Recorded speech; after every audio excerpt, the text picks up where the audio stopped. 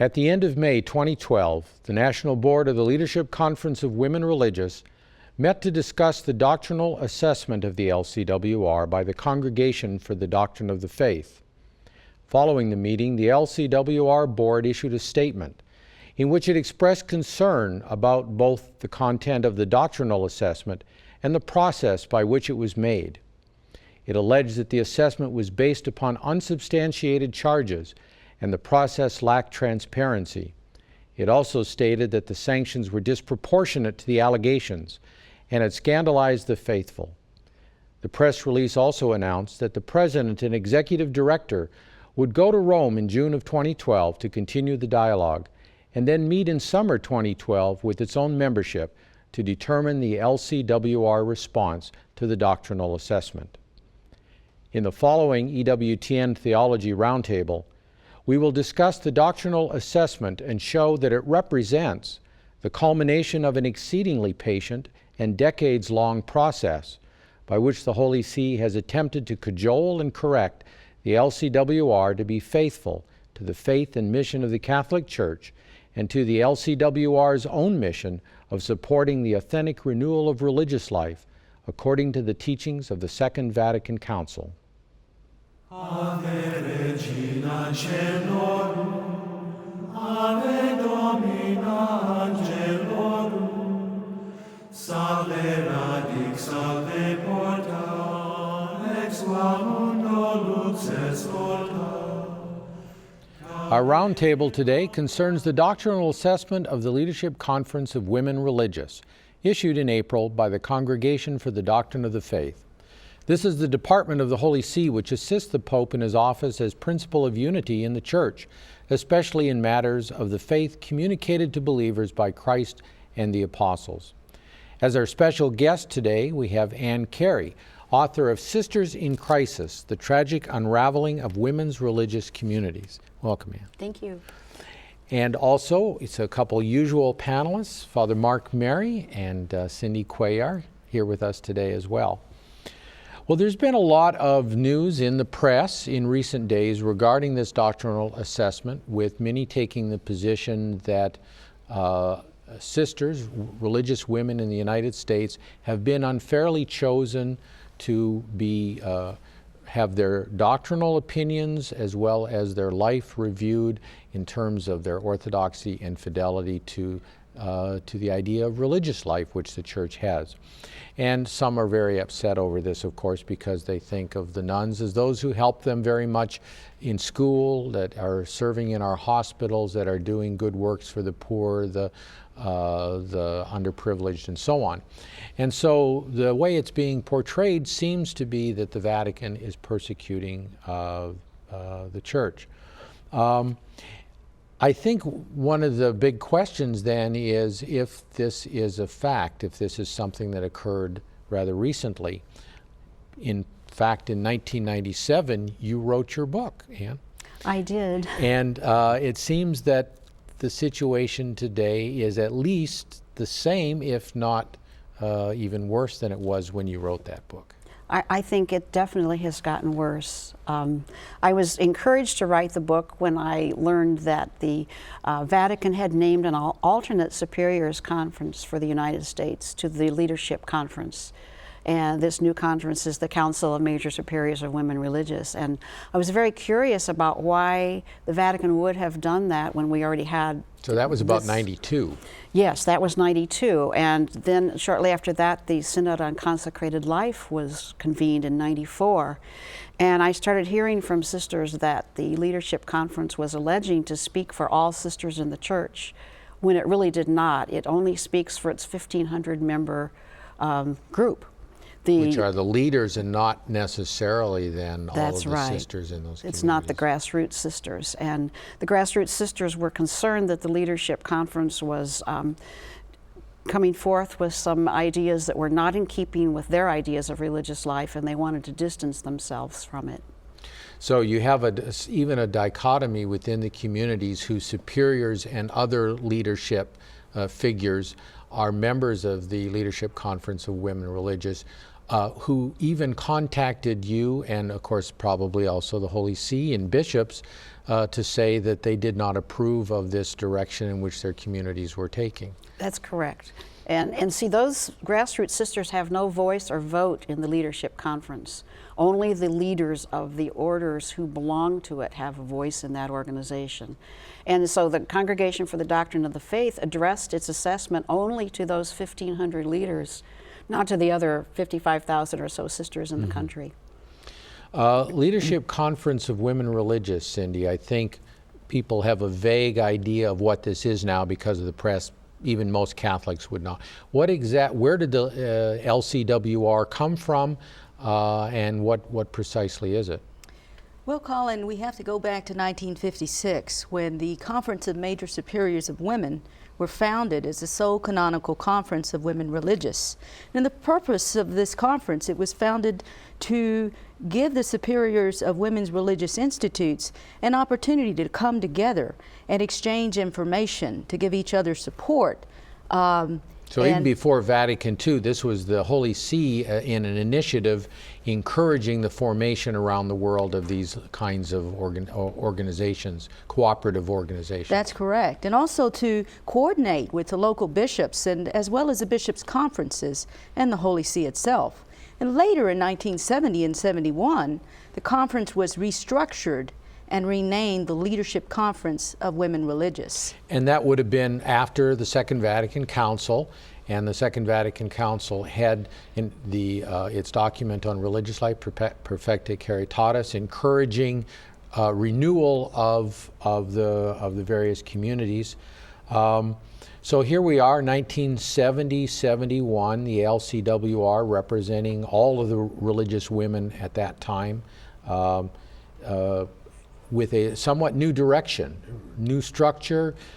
I think one of the elements was no longer would necessarily a superior alone have a voice, but they would have leadership teams that would have voice, and those could be members. Was everything fine in 1971? Is this, did trouble start last year or even back then? Right.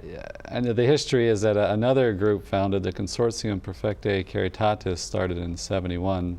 I think showing that a group of sisters did not approve of this new direction that the LCWR. So this was even 20 years before such sisters contacted Anne regarding this. Right. Yes. Right.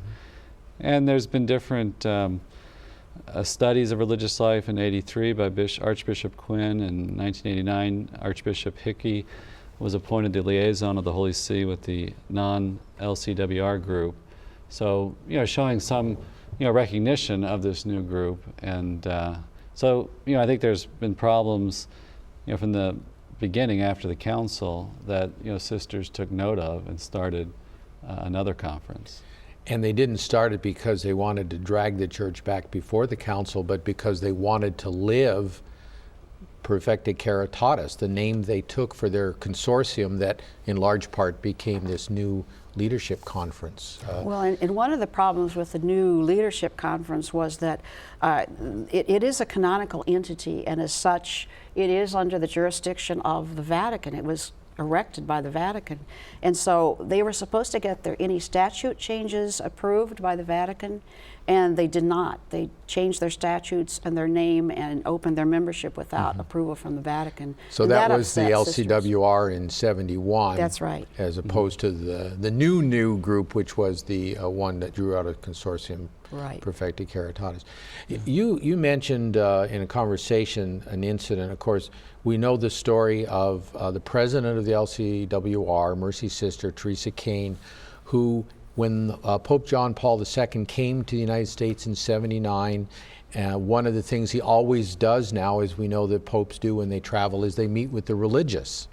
And when he met with religious sisters in Washington, D.C., the president of the LCWR, as the putative leader of American Women Religious, rebuked him regarding the church's teaching that women could not become priests.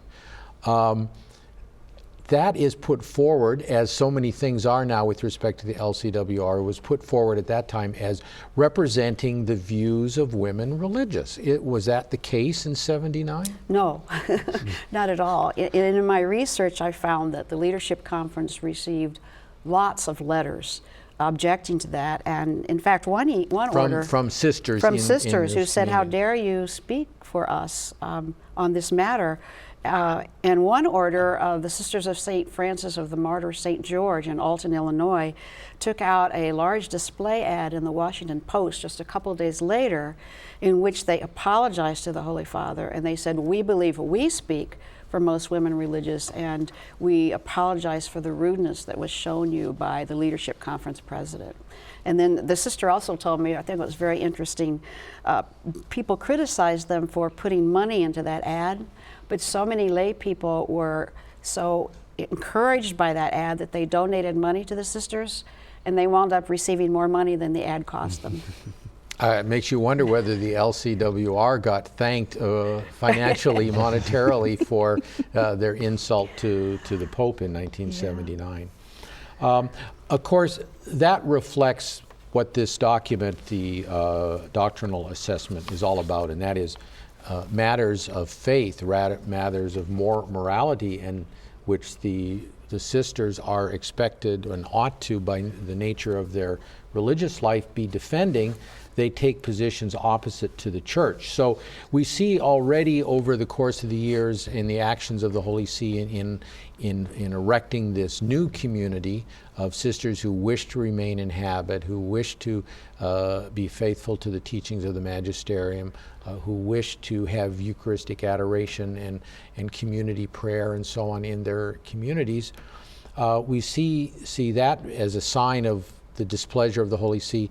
But Anne, wasn't there in around 2000, 2001, another occasion which may be sort of the root of this doctrinal assessment, even though the assessment began later? Yes, it has been reported that in 2001, when the Leadership Conference made their annual visit to the Vatican, that Cardinal Leveda of the Congregation for the Doctrine of the Faith told them at that time that there were some doctrinal problems that were evident in the Leadership Conference assemblies and in their publications. And that would have been Cardinal Ratzinger, actually, Oh, at that's that time. right. That's right. In 2001, that's yeah. right. And they were warned at that time. And they were given, some leverage and years to correct the situation. So when the situation had not been corrected by 2008, 2009, then they were told that the assessment would go forward. So very, very quickly then, we can say that in 2008, a delegate, Bishop Leonard Blair, was not sent to the, well, actually he was sent to begin the assessment, and he collected that information. He exchanged that information that he collected with the LCWR, and so beginning in 2008, there was this behind-the-scenes dialogue regarding things which the Holy See's apostolic delegate was finding. And then in 2009, the Holy See did another thing, and they instituted an apostolic visitation of the communities themselves, not just member communities of the LC, all religious communities, to see whether religious life was being faithfully lived there. And that was concluded just last December. That's right. And that prompted those two things, the assessment and the apostolic visitation having been concluded, then prompted the CDF, with the permission of Pope Benedict, to go ahead and undertake this mandate, which it is now called, based on the contents of the doctrinal assessment. I think it's important too, as we conclude this segment, to make it clear that one of the things being said publicly, which is to be polite, fallacious, to be more direct and truthful, simply a lie, that this was prompted for political considerations, particularly the President of the United States, Department of Health and Human Services, and the HHS mandate. This was begun before 9/11. President Bush was president. This was acted on before Obama was elected, and this was brought out and made public, certainly, in the present context but it itself is not the reason and the context for the doctrinal assessment, not in any way. So I think that's something that our listeners, our viewers have to be very clear on. So the LCWR is under this doctrinal assessment. And when we come back after the break, we're going to get into the meat and of the assessment itself, and what the Holy See is saying needs to be reformed, renewed, or corrected in the life and practices, the beliefs and life and practices of the Leadership Conference of Women Religious.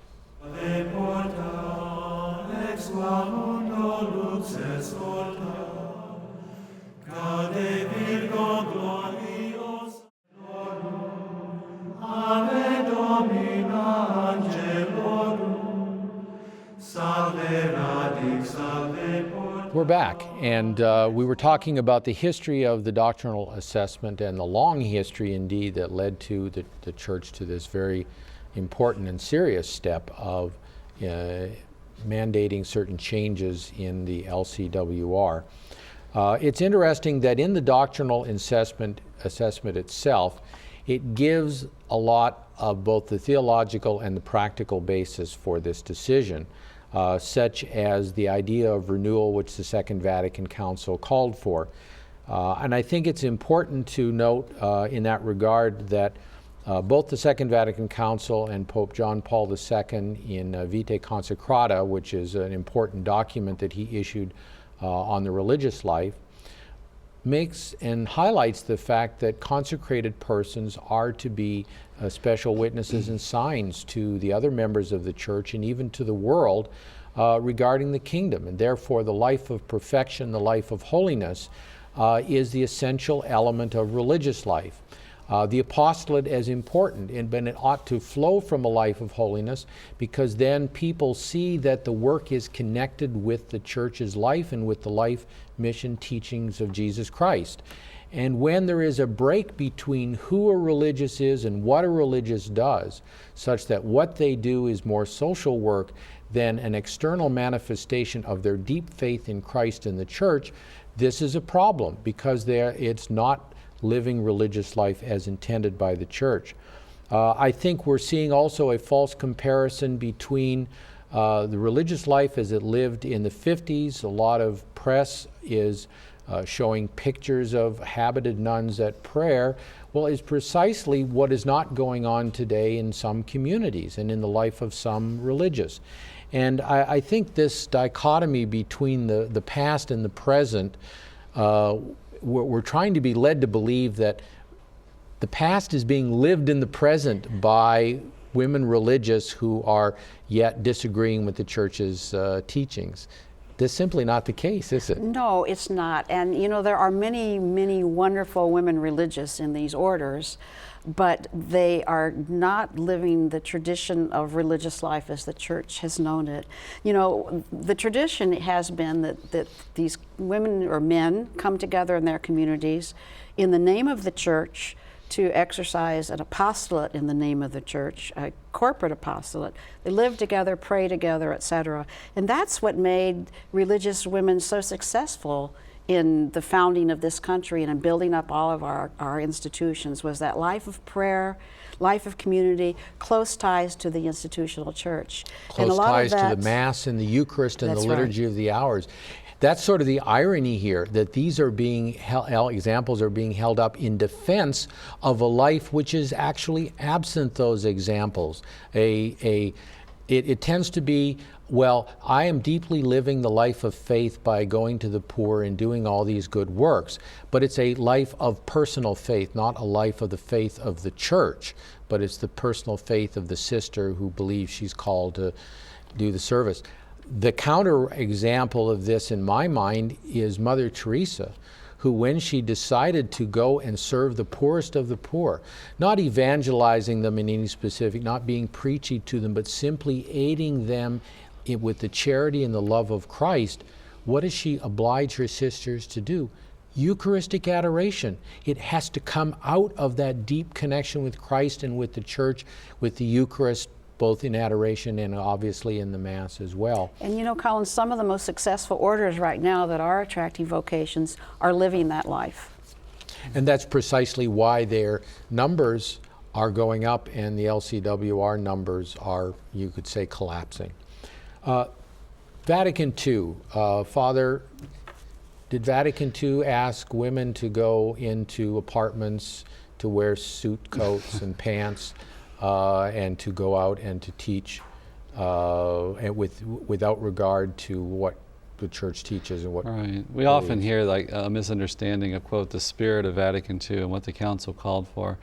I mean, certainly the Council calls for a renewal of religious life, but it's always a return to the sources, return to Jesus. I mean, religious life, consecration is about this union with Christ. That's the first reason for it. It's a gift a person is given and called, chosen by God to live. It's rooted in baptism. They take the counsels to mine or to draw forth even a greater fruit from our baptismal grace. And they're given this gift to embrace the counsels and to make vows of poverty. The evangelical counsels. Maybe a little bit more, just briefly, on what that is, because that is at the heart of the life of the religious.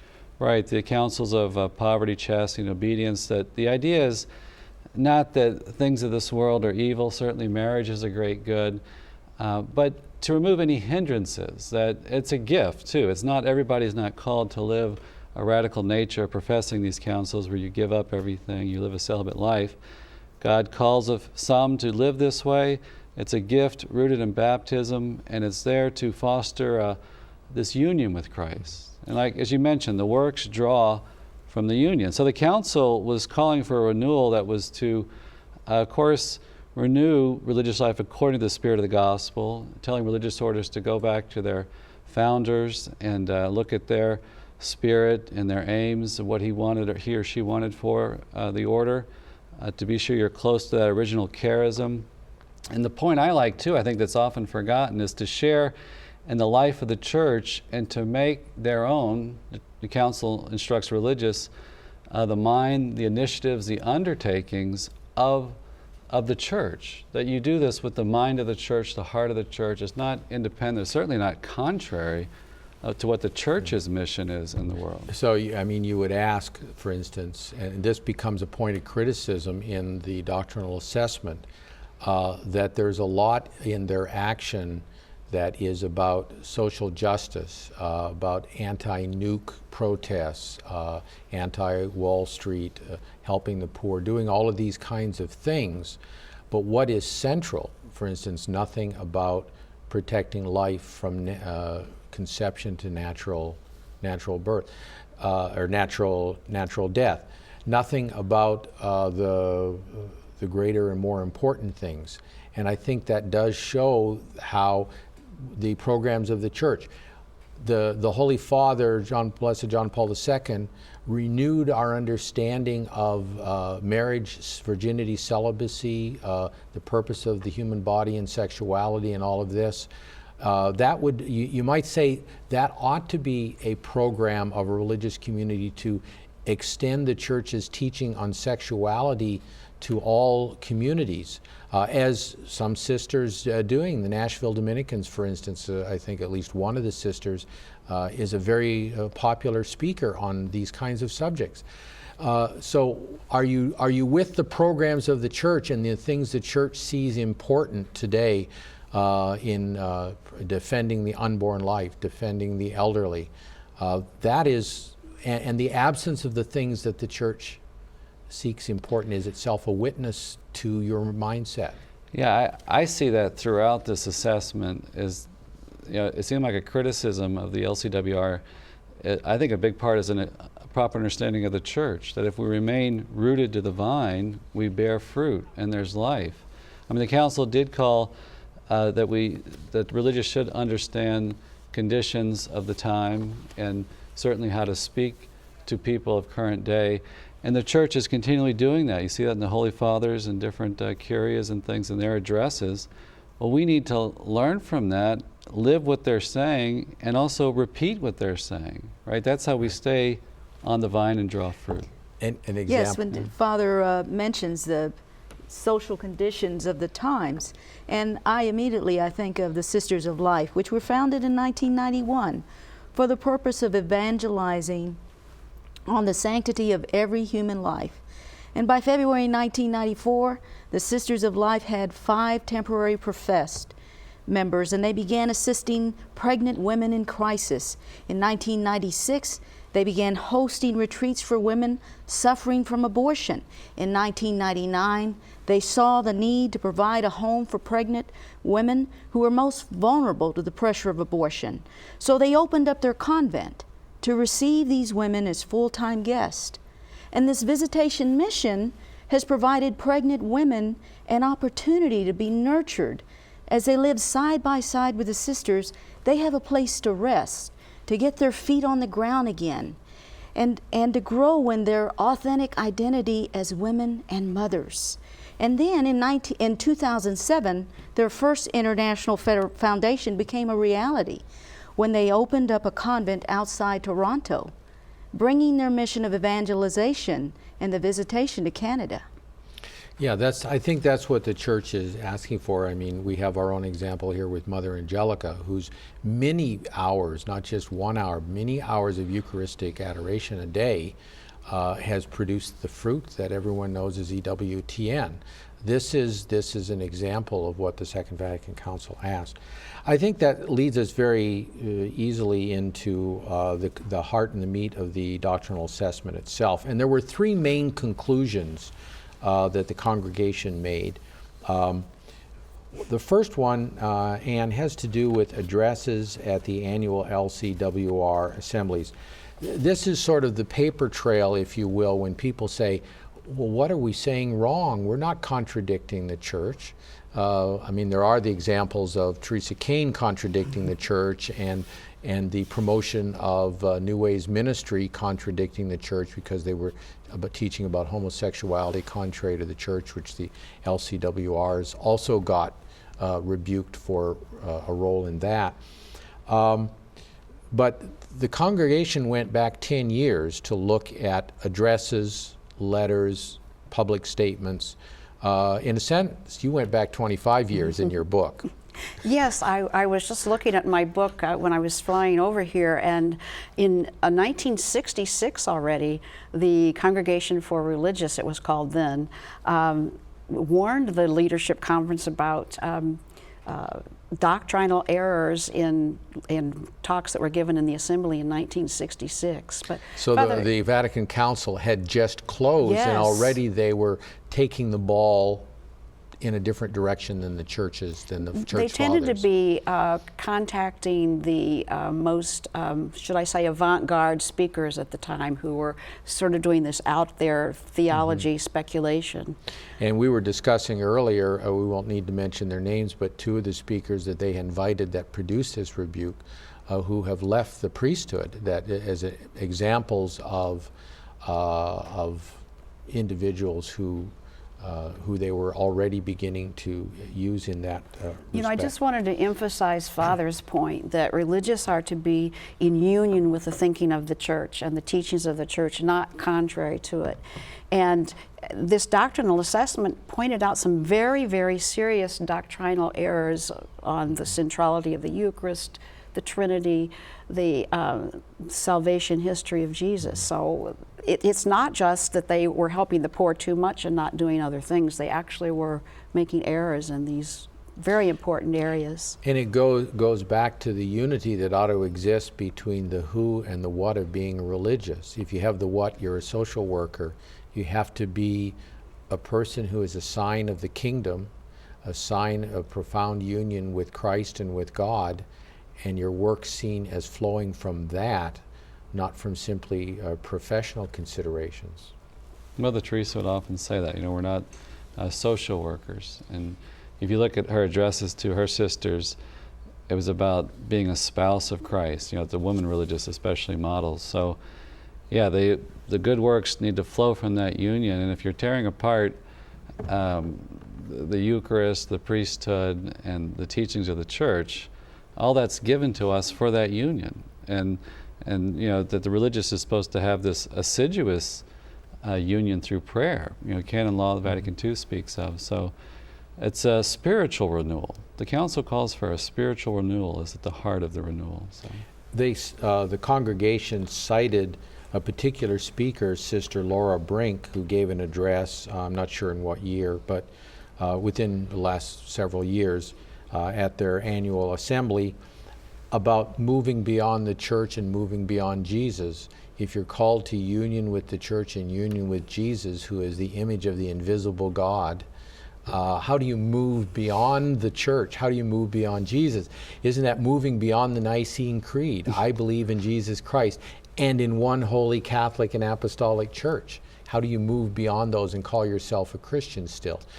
And the congregation notes that these kinds of speakers routinely appear and say these outlandish things, like the one scheduled for this summer's assembly, who will teach a New Age philosophy of evolving beyond the current structures of humanity, and obviously in that is the church and society, and how they're to be leaders in this. How do you reconcile being a Christian and doing that? To me, that was the most shocking part of the assessment. It warned against this idea, of their conferences of moving beyond the church. You hear that so much in the media that wasn't too surprising. But when you say moving beyond Jesus, He's the one mediator. Outside of Him, we have no salvation. And again, I think it's like, how do we see the church? I mean, the church bears the fullness of revelation, bears the fullness of truth and grace, preserves that throughout history, teaches us, shepherds us through the hierarchy. We miss, it's so common today to miss the divine institution of the church and her gifts. And I just see that throughout this document, what they're saying is so problematic. I think it has to do with the vision, Cindy, of religious life, that you either have one particular vision or you have an alternative vision, and it seems like there's maybe a secular, New Age, I don't know exactly what label to put on it, but I think what the congregation is saying, it's not a Christian vision when you are setting aside the doctrine of the Trinity, when you are setting aside the centrality of Christ. What the present Holy Father published in his document Dominus Jesu over a decade ago on the unicity of Jesus Christ and the Catholic Church, that these are the central elements of the plan of God for the salvation of the world. Despite our human frailties, the faults of popes, bishops, and religious, that ought to be our emphasis. Yes, absolutely. It's an essential foundation for its important service for religious communities and to all those in consecrated life. And to all of us as faithful, we have to have this as our foundation. And this is why we look to the hierarchy in the church. And to go beyond that, to go, as Father Mark was saying, beyond Christ, well, that jeopardizes everything, our salvation especially. There's nothing left. There's nothing left. Right. Well, and that explains the second element in a way of the complaints or the criticism of the congregation, that if you hold these ideas, at some point they're going to become manifest. I mean, not just simply as privately held beliefs, but as a corporate attitude.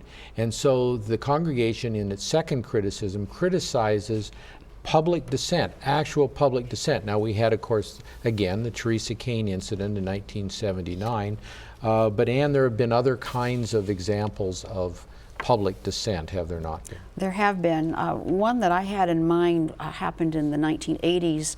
You may recall that the New York Times published an ad sponsored by Catholics for a Free Choice, so-called Catholics, that was saying there is more than one legitimate Catholic position on abortion, and many religious, I think something like 24 sisters and a couple of brothers signed that ad.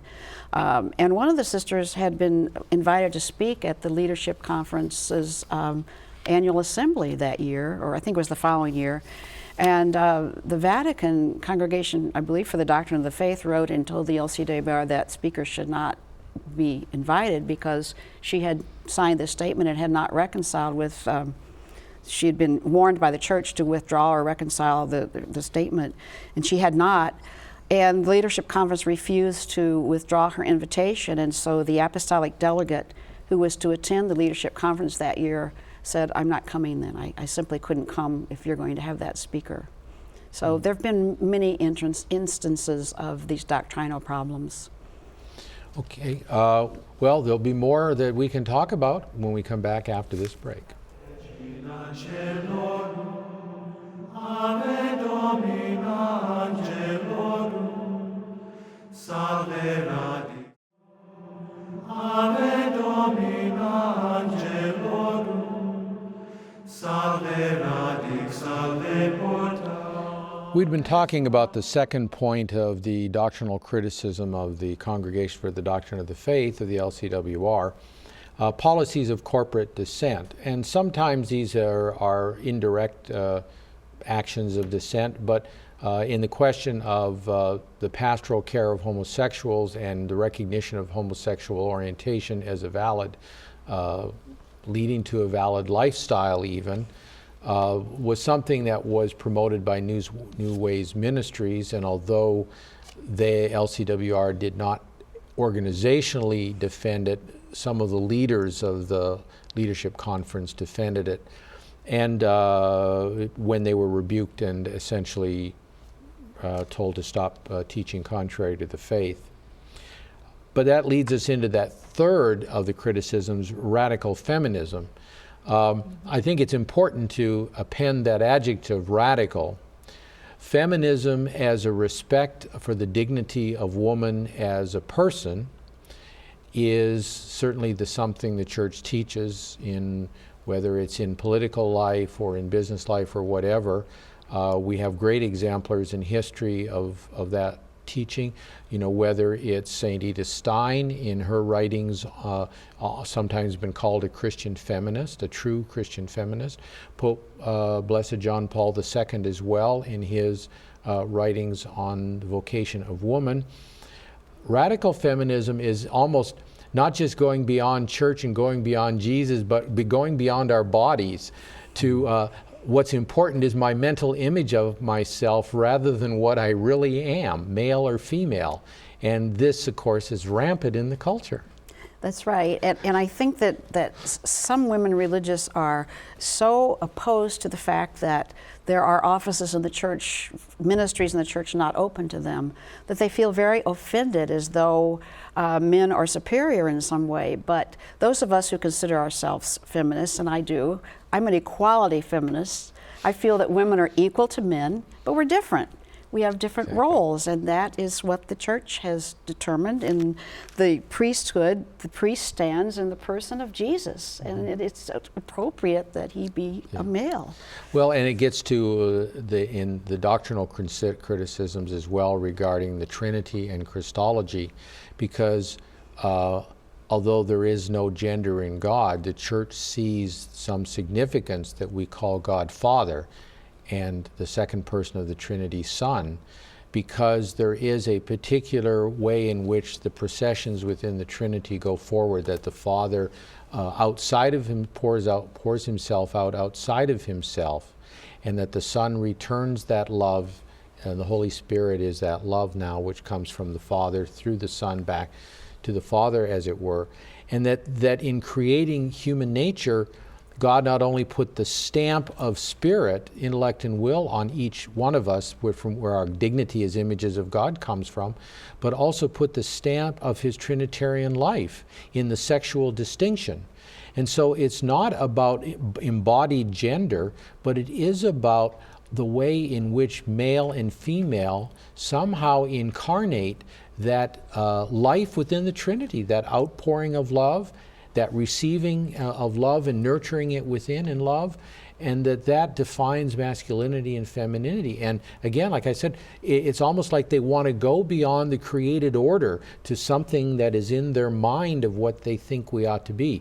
Maybe that explains the speaker about evolving humanity or something. I don't know. Right. I think I always see like the radicals feminists it's like you want to do away with all law and even nature, any kind of constriction they see, and just to embrace this radical license to do and become whatever you want. And it really tears it, it goes at tearing down the hierarchy, the priesthood, Heterosexual marriage Right. is part of right. that criticism. I think it's, it's just right out of the Garden of Eden, original sin, that we want to define good and evil, and we don't want to submit to any law. The Christian view is that in that law, in obedience, we find freedom, we find fullness. And again, if we understand the church and teachings on matters of faith and moral, as members of the church, we are to have this submission of intellect and will to guide our lives. The church is the bearer of this truth. And it just seems like there's this theme of rebellion against that started in the garden. So in some ways, it's nothing new. It's not like we're not going to have it in the future, because we're human and we can always Right. follow our own will rather than God's will. You make a good point there about the faith is being central. The church's job is, the church exists not as a social organization. It exists as an organization to guarantee the transmission of the teachings of Christ and the apostles to each generation. And if you depart from that, you really are freewheeling it. You really are your own pope. And you're making your own decisions regarding good and evil. And that, as you said, that was the original sin, both of the devil and, of course, We like to that. dress it up, but it's just non serviam. I will not serve. It's a fancy version of that, and we cloak it in the justice of our culture, that women are deprived of this office of power called the priesthood, which I think most priests probably don't think there's a lot of power involved. I mean, obviously, anybody in authority can be egotistical and lord it over others. Right. Right. Which is what we're told we're not to do, we're to serve.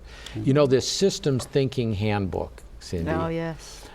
Leadership is so important, and we've talked about how many sisters in these communities disagree with the direction. Some left to found other communities, to found another organization even. But the way something perpetuates itself is with platforms, with propaganda, and with making sure that they hold the reins of power. And the systems thinking handbook is unbelievably dissonant with the teaching of the church and the mind of the church. Absolutely. I was really shocked when I saw the case study that they use an example where you have a religious community that's going to have a very, very important celebration. And they give the case of sisters who object to having the Mass as part of the celebration because they're objected that there is an ordained male priest that will be celebrating the Eucharist. You had sisters that object to that? That's a teaching of the church. Objecting to the Eucharist, the source and summit of the church's life, according to the Vatican Council, they point to as the inspiration for their renewal? It's just shocking to me. It shouldn't even have been a matter to be brought as a case. And then Cindy, talk about what the advice of the Leadership Conference was in this case study. They encouraged the sisters not to have this celebration of the Eucharist, which is a source and summit of our life. To not have it because there are some sisters that are really into sin against what we profess as Catholics. The presence of Jesus in the Eucharist, it's who we are. To not have this as part of their main celebration because you've got some that are offended by having a priest. Well, the assessment even talks about the liturgy of the hours, the praying of the office, that some of the conferences, gatherings, they didn't want to even pray, Right. So it's... And when they do, of course, they use a gender-neutral psalms, which is not a licit. I'm sure they're not too concerned about licit, but not a licit version of the office or psalms to pray in substitution for what is the canonical text. There are some we went beyond in preparing for this program. We went beyond simply the examples cited in the doctrinal assessment, and the other things. Surprisingly, on the LCWR website, this is still there. I don't know if it'll be there after this program airs, but it's still there, and you can read it in all its in glory. The Western mind is a learned inability to think in any other than linear, dualistic, and hierarchical ways when dealing with problems, organizing ideas or work, and instructing society, church, or our religious or congregations. I don't see how they can deny Sister Brink her due. She's expressing this idea in their formal formation manual of going beyond Christ, going beyond the church, going beyond patriarchy, going beyond hierarchy. These are all the things which the devil promised us in the garden, really. Right. Don't tell me what to do. We Right. don't have a hierarchy.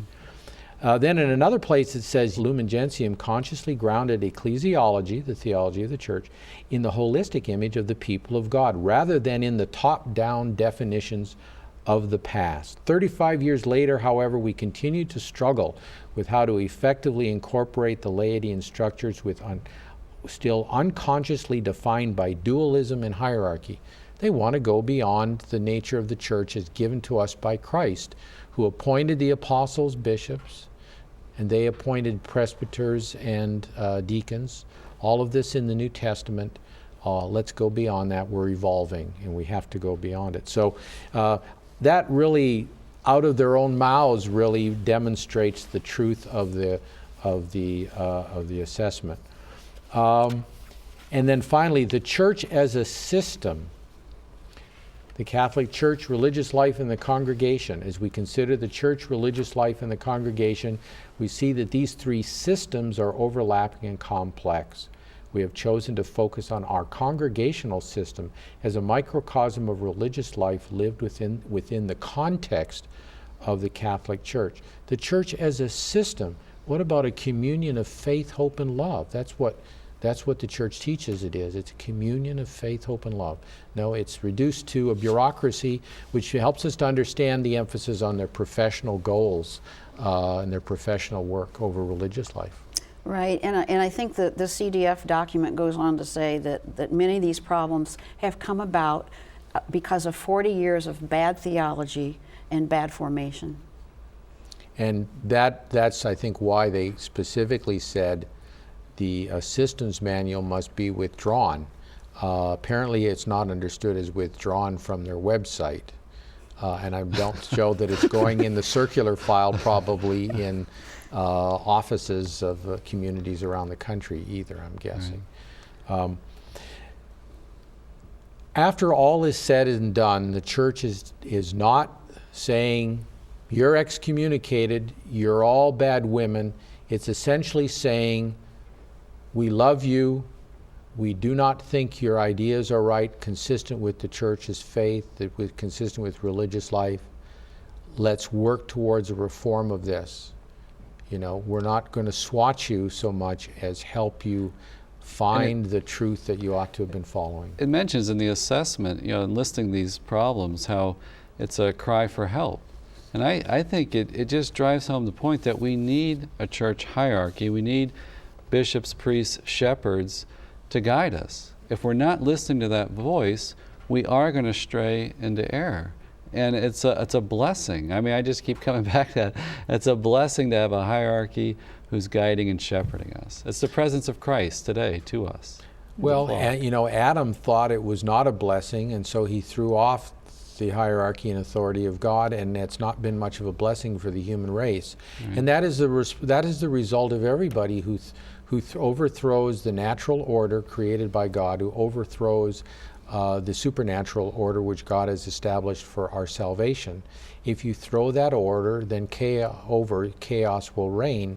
Will reign in morality, it will reign in religious life, it'll reign in theology. And if you do not have, we were talking a little bit at the break of this, if you don't have the right idea in your mind and you're following wrong ideas, you're going to get wrong results. And the church is the guardian of the right ideas in faith and morality, which ensures that if we follow it, if we go our own way, whether pope, bishop, priest, religious, or laity, if we go our own way and do our own thing, we're not going to be happy. We're not going to be victorious over the struggles of life. But if we are faithful and we canonize those people and say these are examples,